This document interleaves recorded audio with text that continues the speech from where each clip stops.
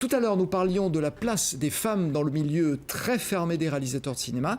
C'est un petit peu la même chose dans le monde de la cuisine. Heureusement, il y a des contre-exemples. La valentinoise Anne-Sophie Pic est ainsi la seule femme à rejoindre le cercle très fermé des restaurants 3 étoiles au guide Michelin en 2007.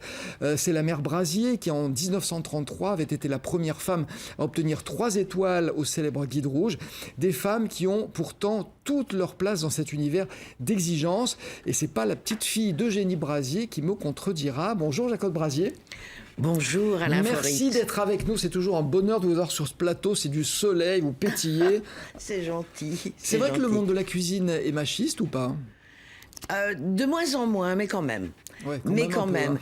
L'autre jour, il y a peu de temps, il y avait un article sur un magazine de Guy Savoie, qui est quand même de notre région, puisqu'il est né à Bourgoin, qui disait que dans sa cuisine, il y a pratiquement la parité, il y a beaucoup de filles qui sont en cuisine.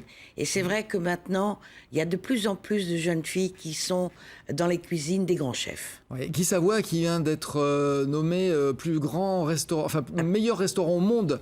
Absolument. Par un nouveau classement. C'est vrai qu'il y a plusieurs classements, mais bon, bravo à lui. Passard, je pense l'année dernière, cette année, c'est Guy Savoie. Alors, on aime les femmes, peut-être moins en cuisine, peut-être plus à la caisse, c'est ça ? Oui, c'est une tradition. Oui, c'était souvent ça. Ouais. Les hommes à la cuisine et les femmes en salle ou à la caisse. Oui. Alors, si vous nous avez rejoint aujourd'hui, Jacob Brasier, c'est pour annoncer le palmarès du 10e, déjà 10 ans, 10e prix Eugénie Brasier, un prix littéraire qui récompense, je l'ai dit, les femmes qui ont fait des livres de cuisine axés sur la transmission. On peut résumer ça comme ça ? Voilà, qui sont toujours... puisque c'est la transmission du patrimoine culinaire des femmes. Et c'est vrai que, si vous voulez, nous avons créé ce prix pour aider mon association. Parce que si vous voulez, l'association qui a été créée il y a 10 ans est une association qui crée des bourses pour jeunes futures cuisinières, ou maintenant de la salle aussi, qui sont quand même un peu défavorisées. Je vais les chercher dans les lycées hôteliers. Mais c'est vrai que c'était pas très médiatique. Donc nous avons fait un prix de livre de cuisine écrit par des femmes. Ouais. Il faut que ça soit écrit par des femmes, ou si c'est un homme, il faut que l'homme n'écrive que sur les femmes.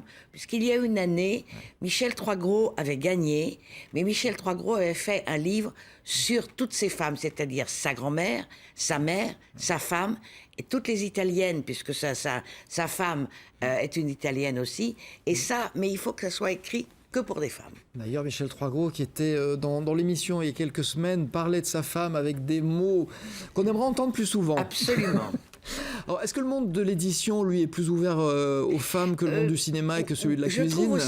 Je trouve aussi. Alors, c'est vrai que les éditrices femmes, souvent viennent de milieux, c'est-à-dire que il y a des jeunes dont les parents, dont le père était Héloïse d'Ormesson, les Gallimard. Si vous voulez, c'est vrai que c'était plus facile pour elles de rentrer directement. Mais quand même, maintenant, à la tête des grandes éditions, ce que j'appelle les grands éléphants, eh bien, les mammouths, que ce soit La Martinière, Marabout et toutes ces... Et il y a beaucoup de femmes qui sont à la tête. Ouais. Alors, le prix sera remis le 15. Le 15, donc c'est un petit 15 décembre, c'est dans peu de temps. Dans 3 jours. À la mairie, monsieur Gérard Collomb me prête toujours ses grands salons et il y a les remises des bourses et des prix. Remise de prix officielle. Oui. Il y a un jury pour déterminer ces prix, les composés de... Alors, cette année, pendant les 10 ans, il y a toujours eu des gens, j'invite toujours 4 personnes qui sont en dehors de notre groupe de Lyonnais, de membres fondateurs, et qui sont en général des écrivains, des journalistes connus. Cette année, comme c'était les 10 ans, j'ai privilégié les Lyonnais. Alors, c'était une Lyonnaise, c'est Patricia Ziza, qui était la créatrice de la Fondation Paul Bocuse, qui est la directrice des produits Paul Bocuse, Paul Bocuse étant mon président d'honneur, bien évidemment.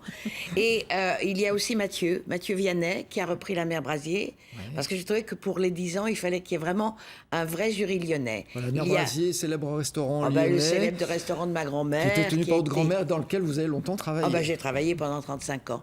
Et il y a une jeune femme qui est une très bonne photographe, qui s'appelle Aline Perrier. Il y a une autre jeune fille qui est elle, plutôt indépendante en tant que journaliste, qui s'appelle Julie Hainaut. Et nous avons eu matière quand même à trouver ce prix qui est plutôt cette année que je trouve quand même assez pointu dans un sens. Voilà, alors justement, ce prix, pendant qu'on est en train de voir des images appétissantes, le prix, donc Grand Prix Eugénie Brazier 2016, c'est pour ce livre qui s'appelle Algérie gourmande de Claire Marcot et Ourida Nekache, c'est aux éditions La Martinière. Je l'ai entre les mains. Écoutez, pour l'avoir feuilleté, moi c'est un des plus beaux livres de cuisine, mais pas que de cuisine justement, que j'ai lu, c'est une invitation au voyage. Nous avons tous trouvé, magnifique. déjà avant, puisqu'on fait partie d'un comité, j'ai créé un petit comité de lecture où nous sommes 13 et nous lisons à peu près 50 ouvrages. Et là, l'Algérie gourmande, tout d'un coup, ça nous a vraiment tous plu. C'est un vrai livre de transmission. Ourida Nakache nous a vraiment emmenés dans ce voyage de femmes dans toute l'Algérie, surtout qu'en Algérie, il n'y a pas beaucoup d'éditeurs algériens. Vous trouvez des éditeurs au Maroc, vous trouvez des éditeurs en Tunisie, et en Algérie, il n'y en a pas beaucoup. Et La Martinière nous a fait un joli cadeau. Et en plus de ça, le 15, figurez-vous que Ourida Nekache et Claire Marca viennent à Lyon pour recevoir leur prix. Voilà, donc ça c'est une bonne nouvelle. C'est un très beau livre qui est à la fois... Alors, il y a des photos de paysages absolument magnifiques. Les photos sont magnifiques. Malheureusement, c'est le mari de Claire qui fait les photos, donc c'est un monsieur. Il ne pouvait pas concourir. C'est dommage. Non, voilà, il y a des photos de plats, il y a des recettes, il y a des visages de femmes, il y a des dessins. C'est vrai que c'est vraiment un très beau livre. Et les textes, et ce qu'elles racontent, ce que ces femmes racontent sur leur vie à la cuisine. Et ça, je trouve que c'est une des merveilles de cette année. Voilà, donc ça s'appelle Algérie gourmande, donc lauréat du Grand Prix Eugénie Brazier 2016. On va dire un mot aussi de La main à la pâte, ça c'est le prix de l'iconographie et de l'image, livre d'Alicia Serafini aux éditions de l'Épure. Alors on connaît cet éditeur pour la qualité de son travail. Là vous avez... Elle l'a fait, cette jeune femme a fait des dessins qui sont justement très contemporains. Et je disais l'autre jour que ça pourrait être dans un restaurant, mettre ces dessins dans un restaurant en décoration. Sur les murs, parce que c'est assez nouveau. Ce qu'elle a fait est très nouveau. C'est quand même des dessins assez contemporains qui racontent l'histoire des pâtes, puisque Alessia Serafini a écrit ce livre aussi des femmes, sur la transmission des femmes, et elle a fait des dessins contemporains et qui sont quand même très alléchants. C'est très beau.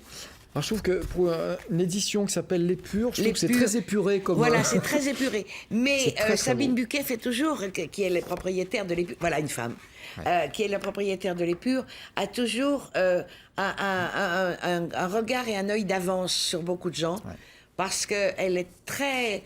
elle est très créatrice. C'est très beau. Donc La main à la pâte, aux éditions Les Pures, Alicia Serafini.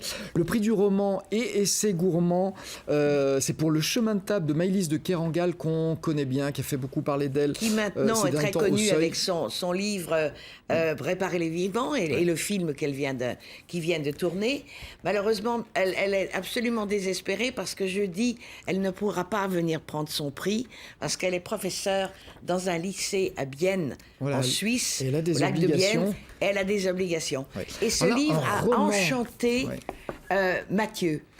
Mathieu Vianney, c'est un livre, on parle beaucoup d'hommes quand même, puisque c'est un homme C'est le parcours d'un cuisinier, c'est ça. C'est le parcours d'un cuisinier. Et Mathieu disait, quand je l'ai lu, j'ai eu l'impression de me voir. Et de me voir dans ma vie, de tout ce qui lui est arrivé dans sa vie, depuis l'école, puisqu'il a fait l'école Ferrandi. Et elle a transmis, c'est une transmission peut-être d'homme, mais c'est écrit par une femme et c'est ce qui nous a très intéressés. C'est le parcours d'un cuisinier, mais c'est aussi le récit d'un univers très particulier. De la cuisine. Ouais. Vous avez aussi un prix de la francophonie et d'ailleurs, donc il est attribué à mon premier livre de cuisine indienne d'Amandip Upal, c'est chez Marabout. Oui, et alors là aussi, les recettes sont des recettes très intéressantes. Surtout, c'est vrai que beaucoup de jeunes femmes qui travaillaient avec nous sont allées en Inde, ce qui n'est pas mon cas, mais on a envie de faire les recettes. Et c'est ça qui est important quand ce sont des livres d'ailleurs et de pays ou de la francophonie, c'est que vous ouvrez le livre et tout d'un coup vous avez envie de faire la recette. Parce que d'abord les produits, on les trouve. Je dirais pas partout, mais si vous allez dans les épiceries, oui, dans les épiceries fines et au Halles, on trouve de tout. Et là, ce livre, et en plus de ça, la couverture est assez belle. Elle est très très belle avec des petits grains de riz qu'on retrouve à l'intérieur. Et on va terminer avec l'art de saucer en quelques secondes. C'est le prix du jury. Voilà, Mayalène Zubilaga, c'est chez Les Purs aussi. Alors elle va venir. Elle va venir, c'est comme la main à la pâte, elle vient. Elle vient de Marseille, elle habite Marseille.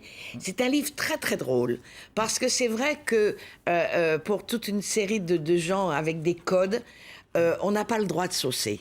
Normalement, vous n'avez pas le droit de saucer. Et si vous saucez, il faut mettre votre fourchette et ne saucer que 3 fois.